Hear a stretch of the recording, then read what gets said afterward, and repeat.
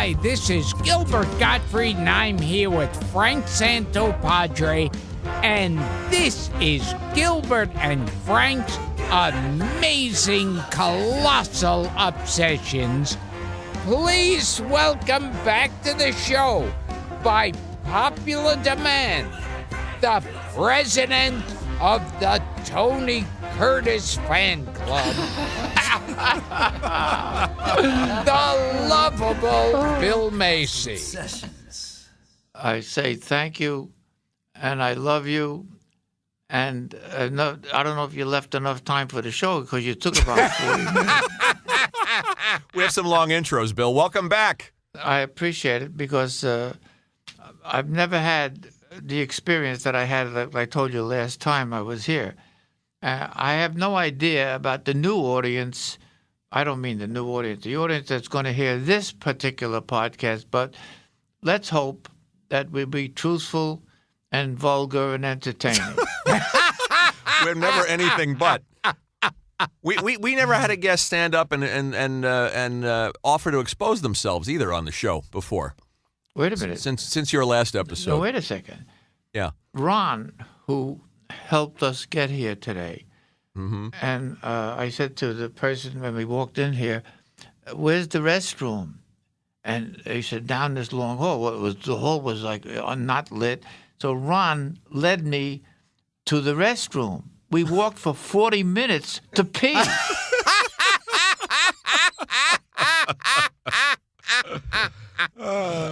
I mean, for crying out loud.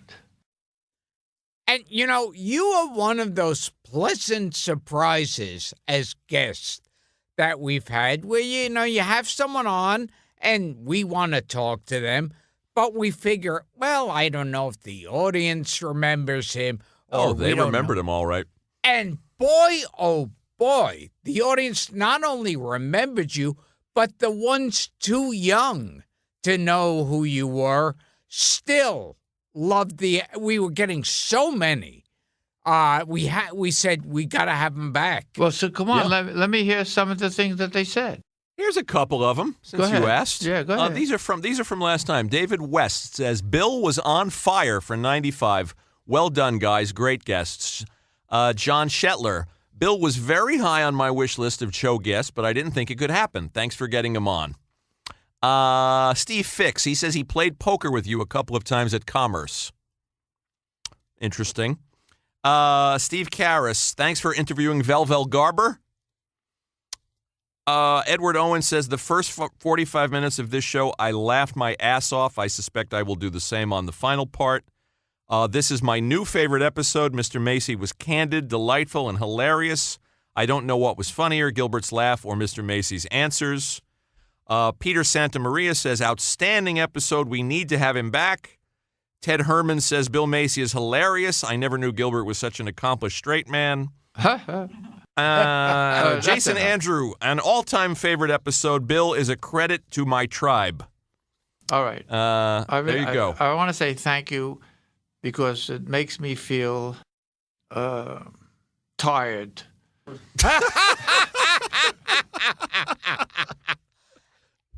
That's the only response? I've told this story on the show before, but when I was having a screening of my documentary, Gilbert, you were nice enough to show up. And then at the end of the show, I wanted to introduce you. And they said, oh, well, Bill, he was coughing and choking. He was having trouble breathing, and he had to leave early. And so the next day, Darren and I were really worried. And we tried to call you up thinking, oh, my God, what's happened? And you answer the phone, and you're at the casino.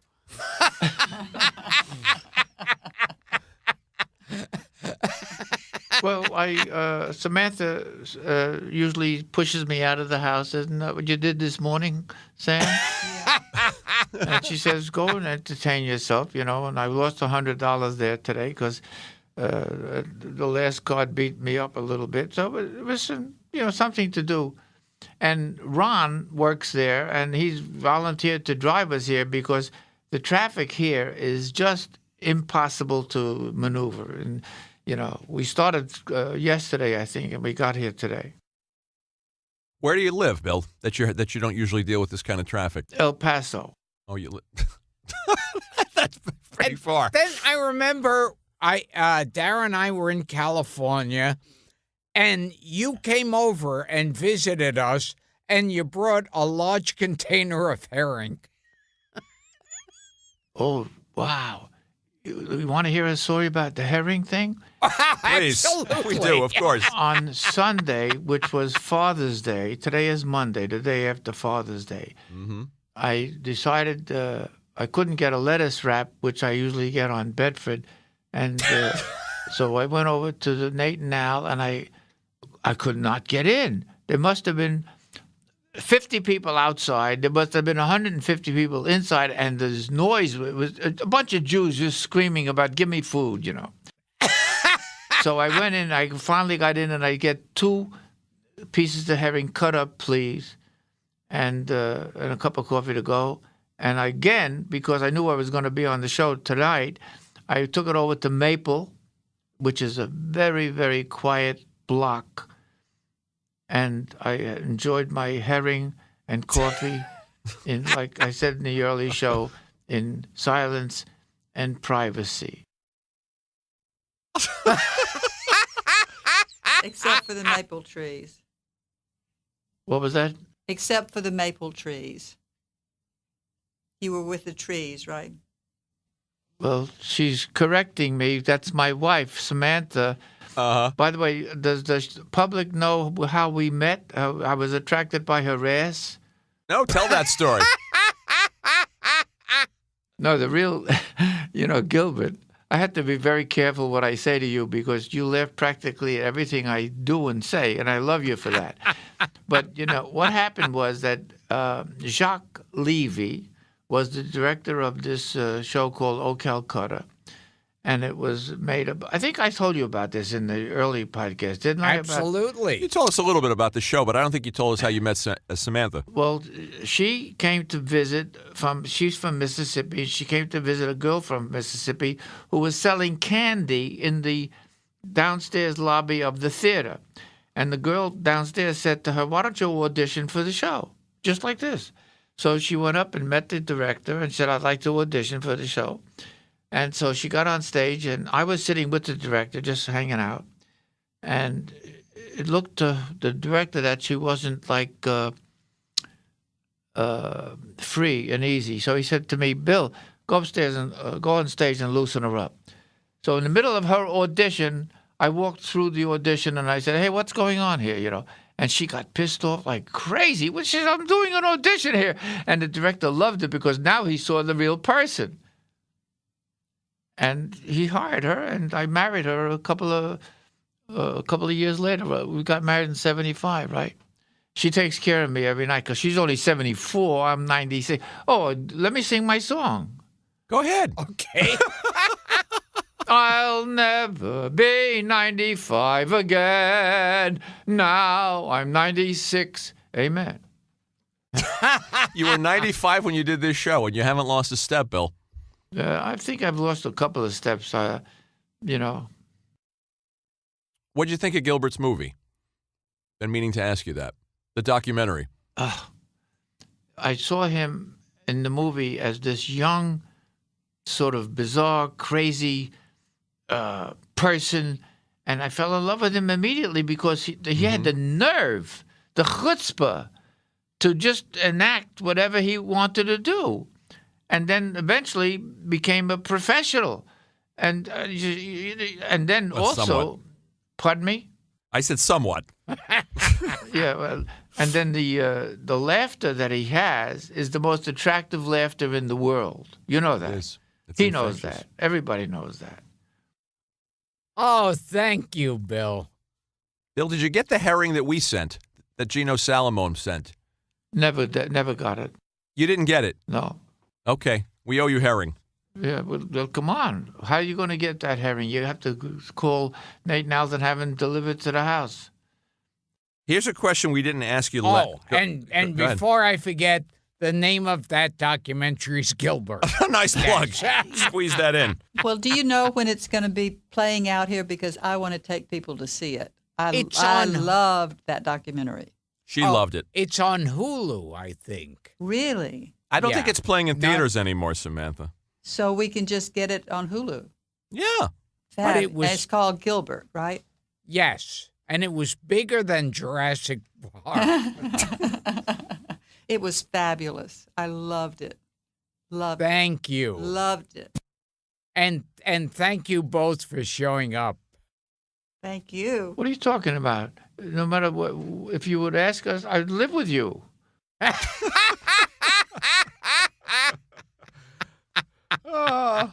You know, I'd like to see the two of you do the Sunshine Boys, No, you and Bill.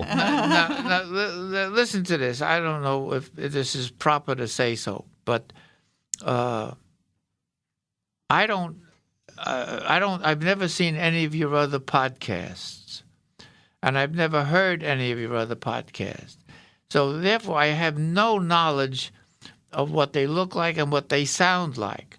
But if you tell me that people have said that my podcast with you in September was entertaining, what kind of moron did you have on your show before? I mean, for crying out loud, dude. I mean, and It's a strange backhanded compliment. And last time I asked you to do this, but I have to ask you again. You were in the original Mel Brooks film, The Producers. And at the end, they have the trial with Zero Mostel and Gene Wilder. And you're the foreman of the jury. yeah, And they say, had the jury reached a verdict? And you say, we have, Your Honor. And he said, how do you find? And I said, we find the defendant incredibly guilty. Still works. Bill, we will send you some episodes on CD so you can listen to them because I know you haven't had a chance. Because I can't work these little gadgets, the phones, whatever they are. So therefore, I need something to put into my disc player in the car because I drive 50, 60 miles every day. Well, we picked out some episodes with people you've worked with in the past, like Richard Benjamin and Carl Reiner and Bill Persky, people you knew. Okay. That's So our trusty engineer, Frank, is going to put them on a CD, and then we're going to send it. Dara's going to send it out to you so you can listen in the car. yeah, and last time, just recently, we spoke to you on the phone, and you were in your car, and you just started cursing out this other driver.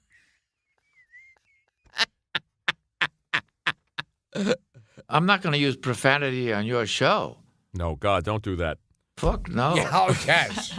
Because I get offended way too easy. Bill, can we ask you some questions we didn't ask you last time? Frank, please do. We didn't ask you about studying with Lee Strasberg last time. Holy moly, is he still alive? No, he's long gone. But what was the experience like? You have any memory of it? Yes, now that you bring that up. Did a scene, and we finished the scene, and he bawled the hell out of us He did. because we were acting. And he said, look at Mr. Macy now. Look at Bill now. He's just sitting and listening. You didn't do that in the scene, and nobody else did that in the scene.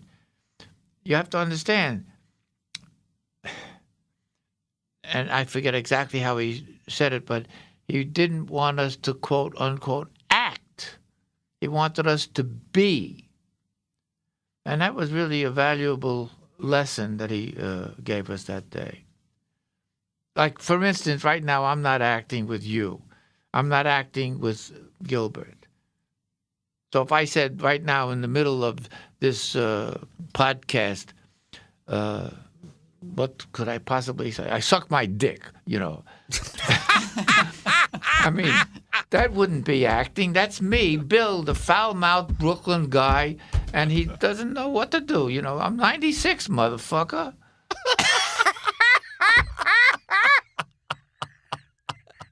What else? Ask me another question. That's a good name for your podcast, Bill. I'm 96, motherfucker. Tell us something about Walter Matthau, too. Oh, I think I mentioned that I was his understudy, right? You know? And once more with feeling. And, he was an inveterate, if I can use that word for your audience, an inveterate gambler. Mm-hmm. And in the middle of the show, while he's on stage, and I'm a little backstage watching him work and so on, and his scene would be over. He'd run get off stage, he'd run to the phone, pick it up, and he'd go, blah, blah, blah, and he'd put 1,500 on Detroit, 2,000 on Boston. He was an inveterate gambler. He gambled daily, and he was in hock for millions of dollars. So the gamblers that knew how to maneuver got him this series in Hollywood, and they took all of his weekly pay until they broke even with him. Good actor. Oh, excellent, excellent. Yeah, good dramatic stuff, too. So they got him a series just so he could pay them back. That's right. Yeah. That's fun. That's fun. Wow. And that's how you got me, too. You never gave me anything then, the first podcast. You're not giving me anything for this podcast. So we're even. You're something of a gambler yourself, Bill. Are you still playing? Ron, who brought me here today, Mm-hmm. works at the Hustler Casino. That son of a bitch, Larry Flint, owns it. Right. And why do you call him the son of a bitch? Oh, he's a terrible person. He has his own little game every so often, maybe once every 2 or 3 months, about 8 or 9 invited guests. They all have to bring in hundreds of thousands of dollars, and he, he was shot many years ago. Yes, that. sure, And during a trial. I think it affected his brain. Otherwise, he may have been a bad person. Maybe that's the reason somebody shot him. Anyway, I go there practically daily just because it's close to the house. It's only 25 miles. The others further away, believe it or not. And I play a blue chip game like, what is it, dollar each chip is $1, right? We play 2-3, something like that. And it keeps me busy, and Samantha doesn't mind because I'm out of the house, so she can just live her own life and so on and so forth. What was the question, by the way? The question was, do you still gamble a little bit? I think you answered it. Yeah, right. Gilbert, you're not a card player. You're not a gambler. You're not No. somebody that ever. You never dabbled in that kind of thing. No, I'm lucky. Did you ever play in a casino? Did you ever play the roulette or I think anything? I think 21? Once, several decades ago, I put a quarter in a slot machine, and of course it didn't win, and that was too devastating. That was it. That was the end for you. Yeah, I lost a quarter in Vegas. All right, Bill, I got some other stuff for you here. Last time we talked to you, I brought up a bunch of credits, and you said, you're full of shit, I wasn't in those. Oh, come on. I don't use profanity. You said that through about 75% of the show. I remember What was saying, it? Go ahead, Frank. No, that's wrong. Come on, I Frank. never said that. This time I printed out your IMDb pages Yeah, go ahead. to go through some of these to see what you actually remember about them. First of all, you called Tony Curtis a motherfucker last time. Can you refresh us on why you dislike Tony Curtis? Well, it's a boring story about the bus. My bus was in front of his bus. We don't want to go through that again. Yeah, but that was it, huh? It was purely a parking dispute. Yeah, because, as an actor, he did his work, I did my work. We didn't relate to each other as people or anything like that. We were both acting bullshit and so on and so forth. Okay. Do you remember doing a series in 1984 with Madeline Kahn called Oh, Madeline? No, I don't remember. I don't know who she is. Yes, you do. Frank, you should do some better research. The same thing happened the last time we did the podcast. Go ahead. Mention. I'm determined to find some credits that you actually remember. Here's one. How about Death at Love House with Robert Wagner, Joan Blondell, Dorothy Lamour, and John Carradine? That sounds great. No, come on. You know I don't work with people like that. You did it in 1976. It was a TV movie about a ghost. No. Robert Wagner, was he married to that? Natalie Wood. Natalie Wood. All right, okay. I remember him only Okay. for this reason. The shoot that we were doing was close to where he lived. So he said to me, Bill, let's go to my house. I want to show you something. And we went during our break, and he took me into his house, and then there was a room. Well, the room was so large, I can't even describe how large it was. It was like maybe 40 feet square. That's 40 yards square, whatever. And there was dresses in every corner of the room. He said, my wife likes dresses. And he showed me all of the dresses that she wears in different scenes and movies and so on and so forth. And I thought that was very friendly of him to show me that. And that's the only thing I know about that movie. Okay. So no memories of Joan Blondell or John Carradine. Who were those people? Classic actors. Oh, Here's I remember seeing them in different movies, but I don't think I've ever worked with them. Come on. Maybe you were in the same movie. Maybe you didn't have any scenes with them. All How right. about Diary of a Young Comic in 1979? With Richard Lewis. Richard Lewis, the comedian. Georgie Jessel was in it. No. Come on, you did the same thing last time we did a podcast. Come on, come up with something new. I don't know. Come on, Frank. What are you doing? You're pulling my leg, aren't you? Okay, here's one you will remember. You played an eccentric film director, Sid Spokane. Get out of Or here. Sid Spokane in Charles Grodin's Movers and Shakers. What the hell is he talking about? Movers and Shakers. Gilda Gilda Radner was your girlfriend. Was your girlfriend. And you were the producer, and you kept saying he'll let you wait a minute, down. was that the scene? Was that the time we were in a car together? Yes. And was there Steve Martin in that? Yes. Yes, and Okay. Walter Matthau. Yeah. Well, I don't remember anybody except Steve Martin and Gilda Radner if I was in that movie with them. You were. And so, well, you know. All right, here's another one. Tell us, we didn't talk about this last time. Tell us about doing Seinfeld with Sandy Barron and Barney Martin and some of those other great character actors. We just saw the rerun of that recently. Mm-hmm. And I said to Samantha, after we had seen I was like running the voting to get rid of Jerry's father from the area, the condominium. The condo, yeah. Yeah, the condo. And so I played straight, and I was running the show, and you vote yes, you vote no, this and that, and so on and so forth. And I was wondering, I said to Samantha, why was I even cast in that show? Everybody else had humor, and they had jocularity. What the hell does that mean? But I don't know. People.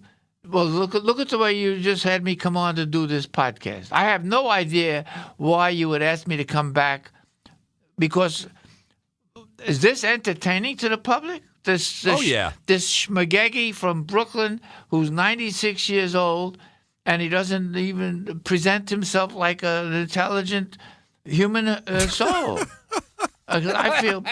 I don't feel that I'm worth what you're asking me to do. You know. Well, our guests our listeners are very interested in your career and all the fun stuff that you've done and all the people you've worked with. You know, I have no idea how they decided to use me for these different roles that I've played in.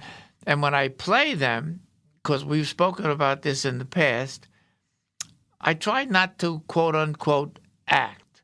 I try to be as it's indicated in the text, you know, and so on and so forth. Let me throw just a couple more out at you. Do you remember doing a Columbo with Peter Falk in 1993 with Faye Dunaway? Was I a janitor? You played a character named Ruddick. Did I run the house like the apartment house? I think you How did. am I supposed to remember? You know, Frank. I really like you. I really like you. I like everything about you. I love Gilbert and so on. But you did research. What the hell? For crying out loud! How am I supposed to remember these things that are going way, way, way back? Okay, well, why don't we talk about some more recent stuff? Well, that's the way an interview works. That's pretty much the premise. Let's talk about William H. Macy. Why don't you get William H. Macy on the fucking program? Now, Bill, you have a story about a nurse in the hospital. What was that, honey? A nurse? What are you talking about? When I just was in with pneumonia? Yes, yes. What's the story? Well, you know more about me than I do. You and Frank. Okay. Well, we researched, Bill. What about the nurse in the hospital? What'd I do? I don't know. Tara came in with a note Dara gave us a note. that you had a story about you with a nurse in the hospital. Where's Dara? Is she there? She's here. But let her ask me to let her inform. Okay. She's here and she's signaling her crotch area. So it involves something to do with a Oh, something to do with your penis. catheter, maybe. Yeah. No. I don't remember any of this, what she's talking about. All right. Okay. I guess. I may not even remember the podcast as soon as we go home. Okay. You know, I'll be 97 pretty soon. Bill, we're going to sign off. Yeah. So this has been Gilbert Gottfried's amazing, colossal podcast. And we found out that Mel Brooks had nothing to do with the producers. That's not true. That's not true. You know, I would never call Mel Brooks a motherfucker, but Tony Curtis, I will call him a motherfucker. There we go. Go ahead, now sign off, Gilbert. Go ahead. Yeah. No, I think that's the perfect sign-off. Colossal obsession.